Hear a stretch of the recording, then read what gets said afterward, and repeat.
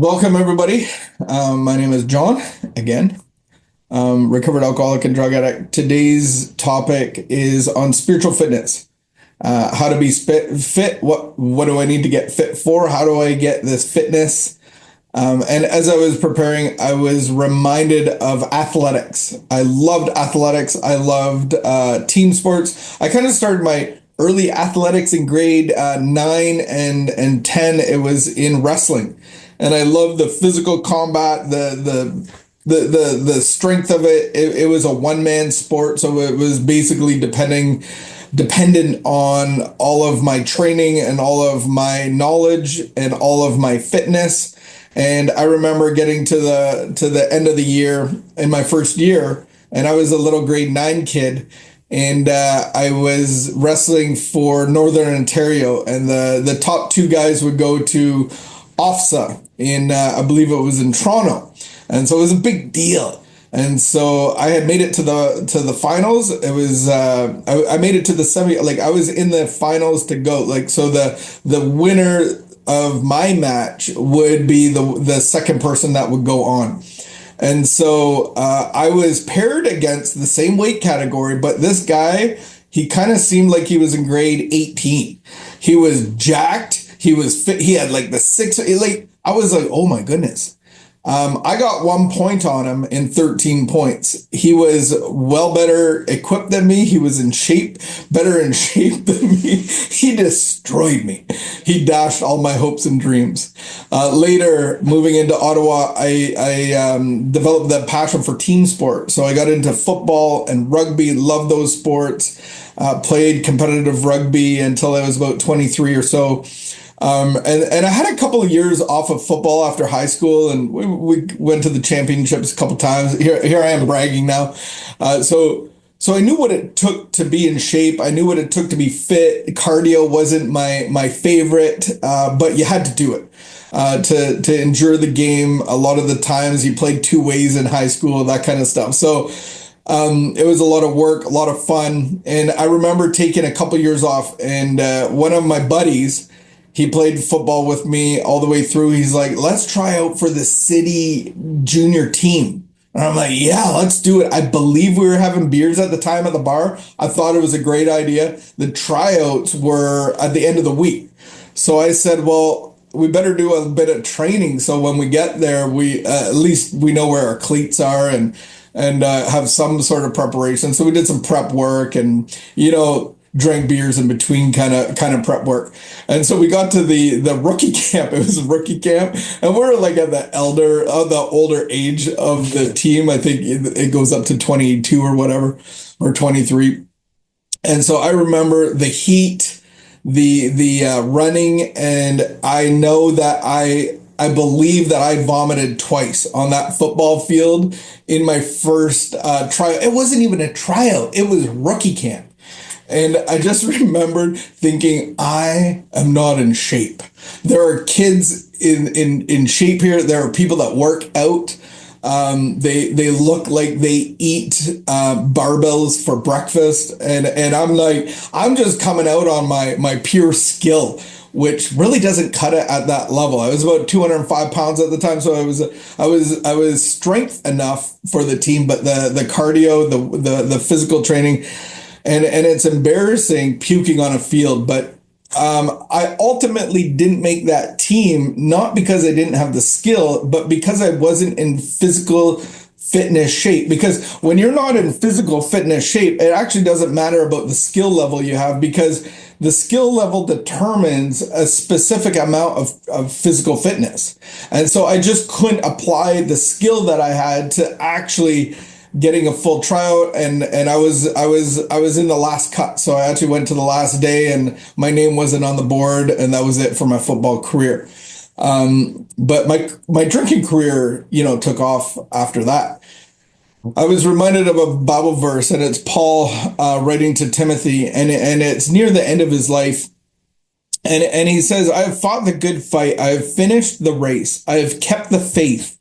Now there is in store for me a crown of righteousness, which the Lord, the righteous judge, will award me on that day, not only to me, but also who have longed for his return. And so this life outside of, football and wrestling and hockey and physical sports, but this life is a journey. This life is a race. This life is a life of endurance.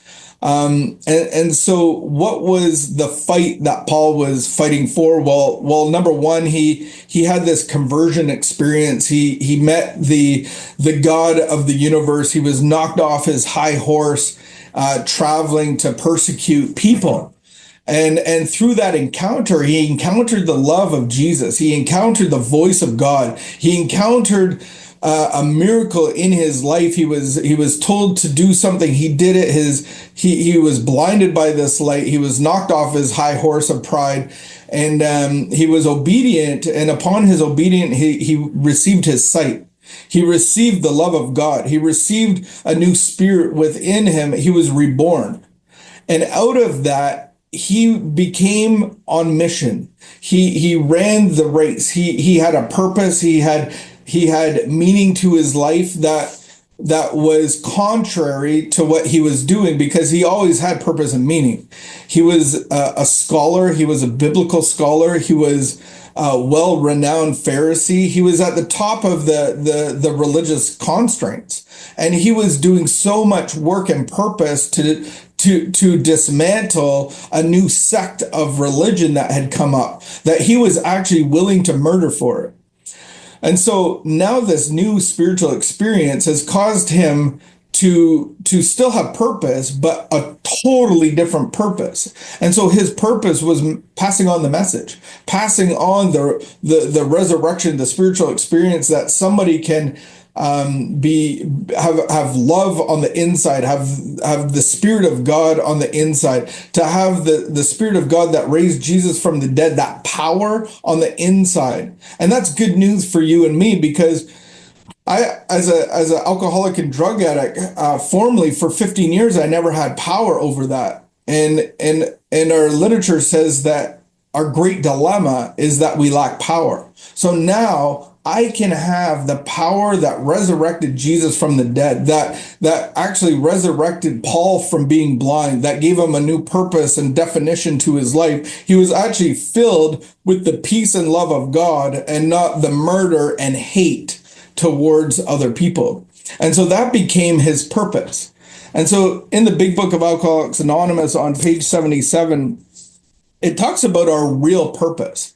So our real purpose is to fit ourselves to be maximum service to God and to the people about us. And so I'm starting to, in my early recovery, I just wanted to have the pain stop. I just wanted to live. I realized that I couldn't even die, but I wasn't able to live, and I just wanted to live and move on and get on with my life. But having this encounter, having a spiritual awakening, me trying to get my life back on track seemed meaningless and purposeless. And like, I did go back to my former way of living, making a living, and that was truck driving, doing heavy equipment.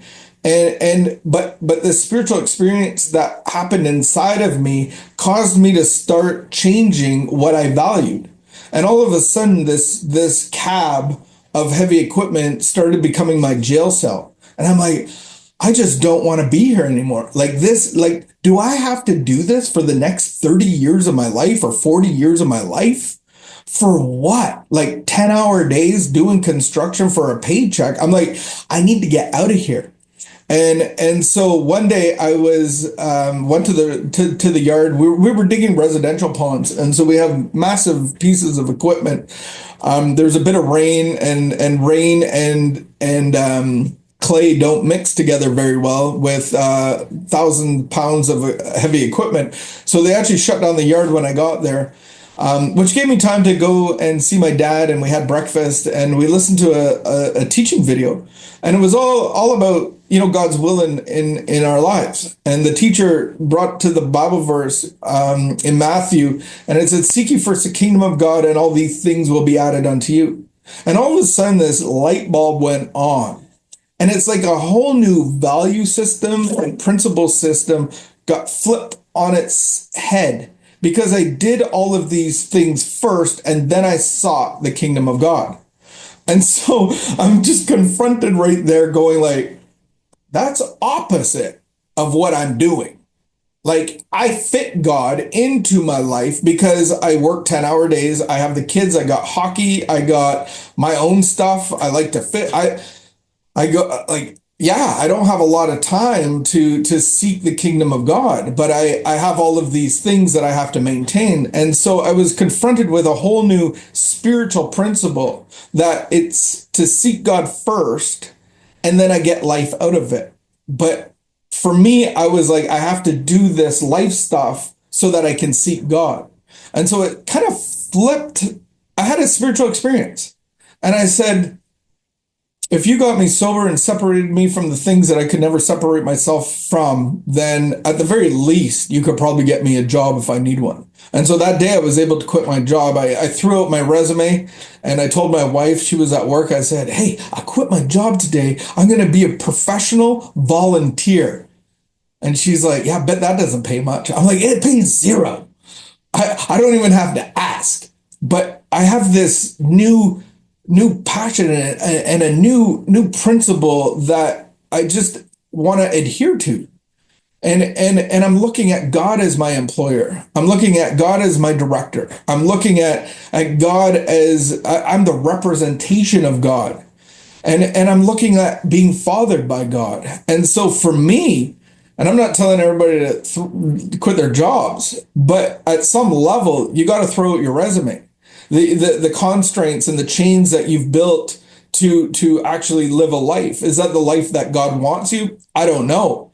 God can use anybody anywhere, and maybe He wants you to be where you are. Maybe He wants you to be in cubicle land. Maybe He wants you to be on the job site. Maybe He wants you to be running a company with 200 employees. But for me, it was I had to seek God first, and then I was going to get a new life. And so I had to really look at this statement of my real purpose of fitting myself emotionally and spiritually well enough to help other people. So how do I be of maximum service to God and to those around me? Well, I have to have an emotional standard that doesn't cause me to be a victim. It doesn't cause me to complain. It doesn't cause me to, well, other people are getting away with stuff and I'm like, I could be doing so much better. They don't even pay me. Well, I'm used to making a certain salary as an elevator union guy. I used to drive heavy equipment. Like I'm getting paid nothing and people are complaining like like I had to have a measure of healing on the inside so that the people that I was serving I didn't compare myself to, or I didn't want to take anything from. Like my motives were just pure of like, how can I be helpful? How can I be of maximum service to God and to those around me today? And so my time now was very differently spent. On page 64 of the big book, it talks about straightening out, and it says, resentment is the number one offender. Alcohol, drugs, relationships, food, pornography, they're not the number one offender. Resentment is. It destroys more alcoholics than anything. From it stem all forms of spiritual disease. For we have not only been mentally and physically ill, we also have been spiritually sick. When the spiritual malady is overcome, we straighten out mentally and physically. So all of my problems are generally spiritual. So why is resentment the big deal? Well, resentment, underneath that kind of iceberg of resentment is fear, is belief systems, is values, is principles, all the things that cause us to act. And so if I'm living in resentment, then I'm really being driven by fear, and then I cannot be of maximum service to God or to anybody around me. And so part of this was getting spiritually fit enough, spiritually healthy enough to actually have love as my rebar and not fear. And so going through this process, of actually becoming fit enough to actually face the things inside of me, actually see the harms that I've done to people, see how fear has like really like shaped and molded my whole life and my thinking. I actually have to come to terms with that, put it on the inventory sheets. If you've done Life Lab or the 12 steps, this is part of the process. And then you take it to the altar of your heart and say, God, could you take away the good and the bad because I can't even tell the difference. And it's like having a corner store. Your heart is a corner store and you have all this garbage on it that it's been there for 30 years, 40 years, 50 years, maybe even generationally. You know, when your parents pass away, they give you stuff. Like maybe this has been passed generation by generation, and it's horrific stuff that is blocking the presence of God in my heart. And so I get to actually clean up the store shelves and go, here, God, take it all. And so in that confession, there's a transaction that happens, and He's going to put His fruit on your store shelf heart. And that's peace and love and joy and contentment and just a whole new set of valuables and principles that all of a sudden you find important. And so I can't stop there. I have this spiritual experience and which leads me into making amends to the world around me, which, you know, like I've faced some things. I've seen how my actions have harmed people. I understand that I couldn't do any better even if I tried because I'm rooted in fear. Like I have all of this stuff. I'm competing against the world around me. It's me first. Like love is all about ulterior motives, what I can get, what I can take, what I can consume. I'm chugging life to suit me. So I see all that stuff and I'm able to actually see the harm that I've done. And I go about making these amends, but that's not where it starts. That's not where it stops. That's kind of where it starts. It's like signing up to the gym. If you've ever signed up to the gym, usually you sign up to the gym because you're overweight or you want to do better. And there's a deal. That like I'm just telling you my experience. So there was a deal and it was like you get 3 months for like half price. So I bought it, it was $90. And I got access to the squash, to the pool. I'm like, oh, I'm gonna be a swimmer. I'm gonna do the lane swimming. I think that's like so good for your body. I'm gonna do squash probably twice a week, and then I'm gonna weight train probably like looking at my schedule, probably 3 to 4 times a day. I mean, a day, a week. And I'm like, that's pretty manageable because I just spent $90. And so at the end of that 3 months, I had played one game of squash. That one game of squash cost me $90. I have chosen to leave that on my lampstand to show me that the first step is paying the price to actually getting the card and being willing. But I actually have to have action to be physically fit. So imagine I didn't even go to the gym. I went once, so that's me. But imagine you still carried out your plan, but when it came to the gym time, you just sat there and watched everybody else. Or you went to play squash and you're the only one there, so you just kind of sat in the middle of the squash court. And then when you do aerobics or spinning class, oh my goodness. I think spinning class should be banned or outlawed because if you've ever been in one, there's an insanity to do. There is typically a lady and she's yelling at you in a dark room with strobe lights and speakers that are way too loud. And she's yelling at you to like get off your seat, to pedal hard, to like, whew. Imagine you just said, well, I don't really want to ride the bike. I'm just going to sit there and watch everybody else. How fit are you going to be? You're going to be no more fitter than me playing one game of squash. But you've actually gone to the gym, 3, 4, 5 times a week. Like you actually sat in the water in lane swimming, but you didn't swim no lanes. Who's better off? I'd rather just not even go to the gym. I'd rather just go once and say, hey, I don't want to. But so many of us do this. We go to the gym, but we don't work out, and then we become deluded, and then we fool ourselves. Then we have the justifications and delusions that it doesn't really work. But I'm not getting fit. So how do I go to the spiritual gym? Well, there's activities involved. we have this triangle, and it says unity, service, and recovery. So a third and a third and a third. So 33% of my day should at some level require me to be in unity. So that means that I need to be with other people in my fellowship. I need to be in meetings. I need to be serving at meetings. I need to be involved in group conscience. I need to be maybe a part of the upper room or a 12-step meeting or something that brings us together. The powerful binding of a cement is two parts. There's a major problem. There's sand and gravel and water. And so it's the same idea. What I'm talking about is the unity of the fellowship of the Spirit. So we have this common peril. There's this addiction. There's this hopelessness, this powerlessness. And now I have this new solution, which is power. And so we come together. And so a part of your week, a third of your week should be a meeting or two or three and being involved in them, not just sitting at a meeting going like, yeah, did my meeting, next. How about service?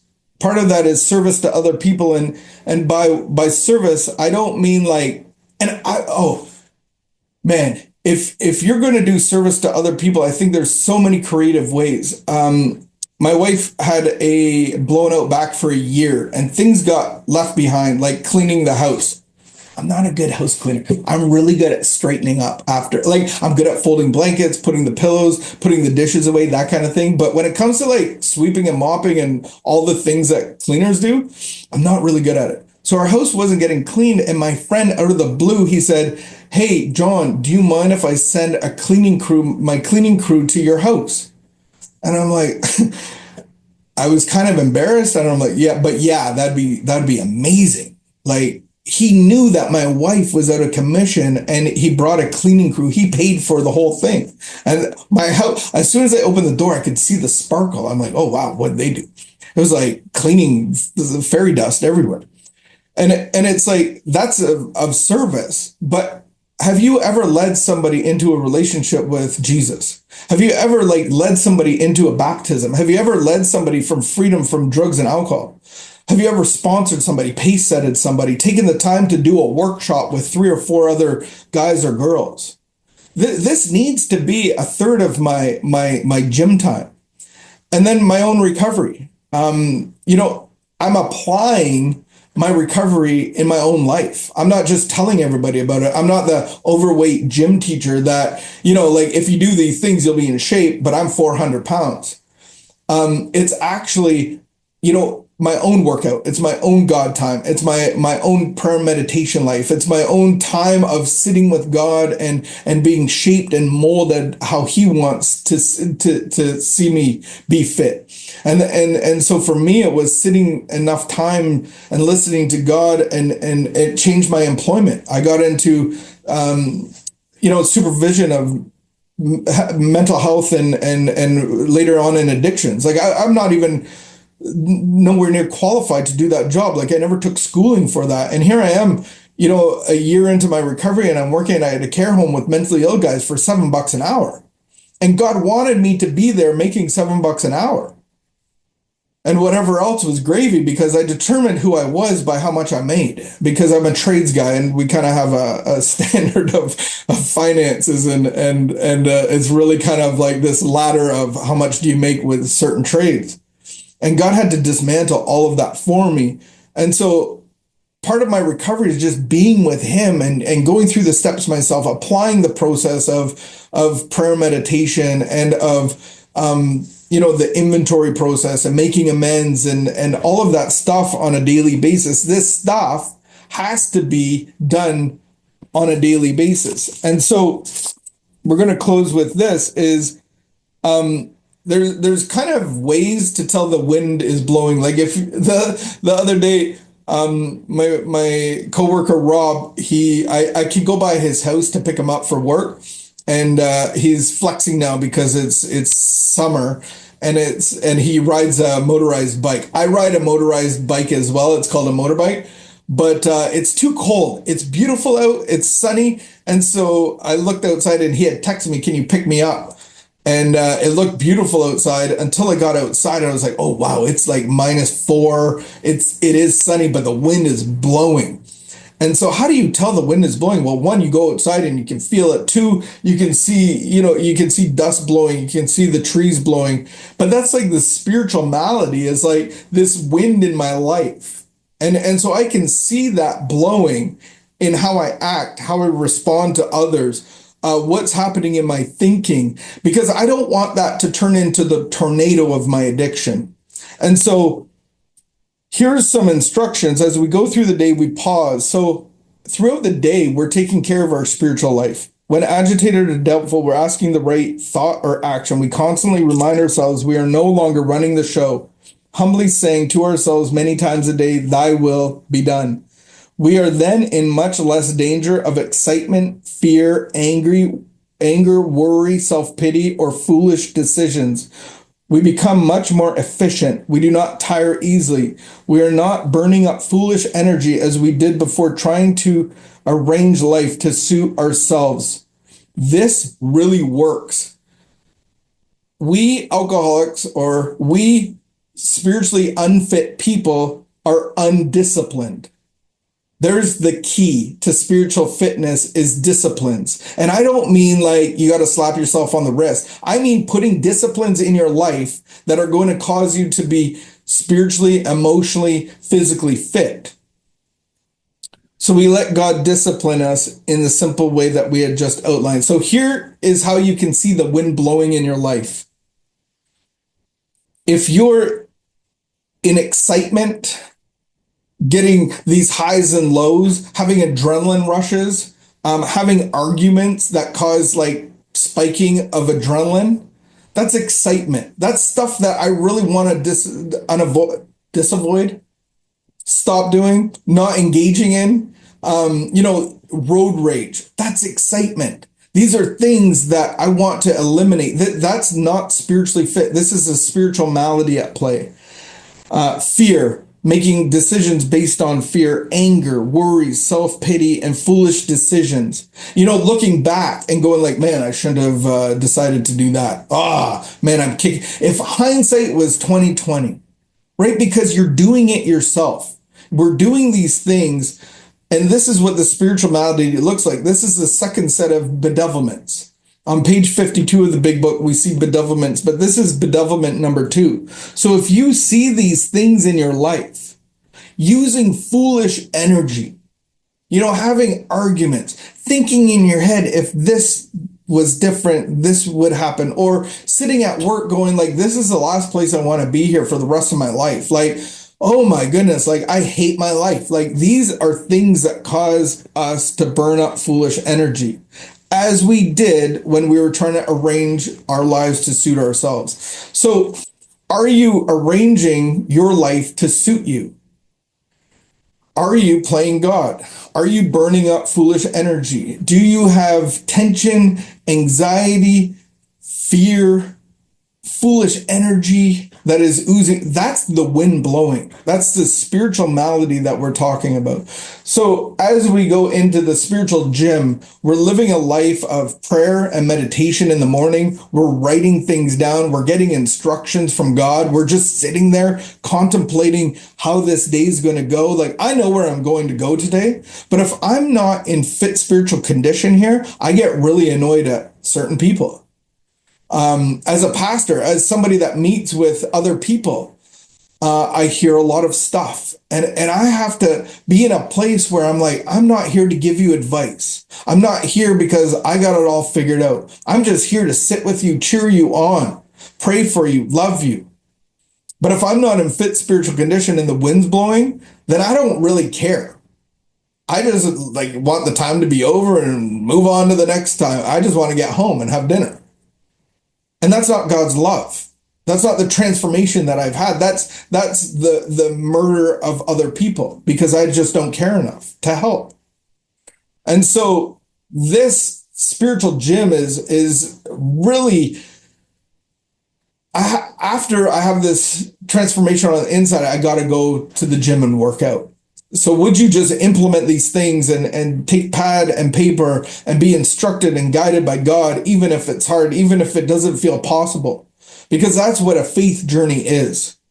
is going to have enough faith in God that he's going to restore my sanity, that he's going to provide me a new life. He's going to take care of finances. He's going to take care of my health. He's going to take care of the things that he needs to take care of, so that my job is to stay close to him and do his work well. And that's to love other people.